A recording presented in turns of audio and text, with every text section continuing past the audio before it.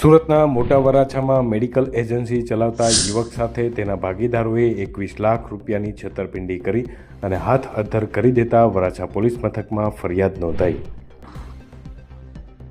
હું રાજ્યગુરુ જાગૃતિબેન યોગેશભાઈની પત્ની મારા મિસ્ટરે અને ભોલાભાઈ પટોડિયાએ એજન્સીમાં પાર્ટનરશિપ કરેલી હતી। ભોલાભાઈ અમારી સાથે 21 લાખની છેતરપિંડી કરી છે અને અત્યારે અમે એફઆરઆઈ પણ ફરાવી છે એના વિરુદ્ધમાં।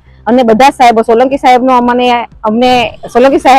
અમારે ખૂબ ખૂબ આભાર, પીઆઈ સાહેબનો, ડીસીપી સાહેબનો, બધાએ અમને આ કામમાં ખૂબ મદદ કરી છે અને અમને સારો સાથ સહકાર આપ્યો છે। અને હજી અમને એવી આશા છે કે અમારા પૈસા અમને પરત મળી જાય અને અમને હજી વધારે મદદ કરે, એ બદલ હું બધા સાહેબોનો ખૂબ ખૂબ આભાર માનું છું। શું માંગણી છે અને કઈ રીતે આખી અમારી માંગણી છે કે એને અમારી સાથે પાર્ટનરશિપમાં ધંધો કરેલો હતો અને અમને અડધી ભાગીદારીમાં નફા નુકસાન તરીકે એને અમને જવાબદારી લીધેલી હતી।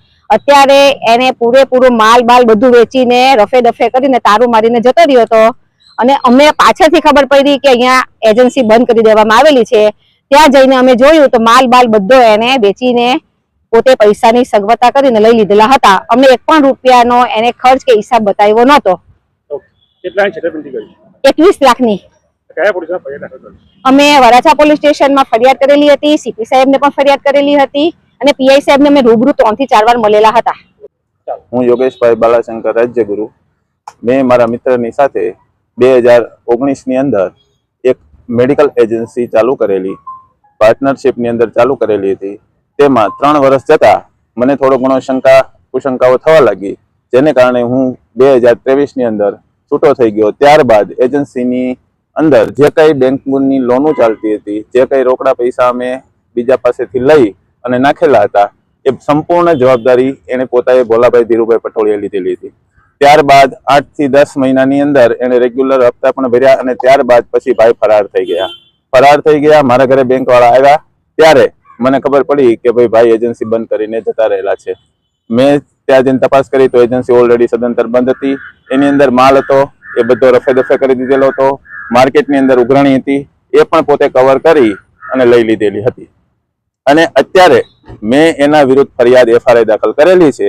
એ એફઆરઆઈ બાબતે સીપી ઓફિસથી, ડીસીપી ઓફિસથી, વરાછા ઓફિસથી અને લાભેશ્વર ચોકી ઓફિસથી મને સંપૂર્ણ સારો એવો સપોર્ટ મળેલો છે અને આ જ સપોર્ટ દરેક સાહેબનો મળે અને મને મારા પૂરેપૂરો ન્યાય મળે એવી હું દરેક સાહેબને વિનંતી કરું છું। ફરિયાદ કરી હતી અને પોલીસ પ્રશાસન પાસે હવે શું તમારી માંગ? ફરિયાદ મેં કરી 4 તારીખે એફઆરઆઈ નીકળી અને પોલીસ પ્રશાસને મને જે સપોર્ટ કરેલો છે એ ખૂબ સુંદર વખાણ કરવા જેવો સપોર્ટ છે અને હજી સપોર્ટ મળી રહે। મારી પોઝિશન અત્યારે ખરેખર ખરાબ છે, મારે પેરાલિસિસનો પ્રોબ્લેમ આવેલો છે અને એની અંદર જો આ સાહેબો બધા ભેગા થઈ અને મને સપોર્ટ કરે ને મને ન્યાય અપાવે ને મારા પૈસા અપાવે તો હું મારું સારી રીતે ગુજરાન ચલાવી શકું અને જે કોઈના પૈસા હતા એ હું પરત આપી શકું। તમારે યારે આરોપી જે છેતરપિંડી કરી આરોપી ઝડપાય છે કોઈ? એ નિવેદન કાલે દેવા માટે આવેલા હતા।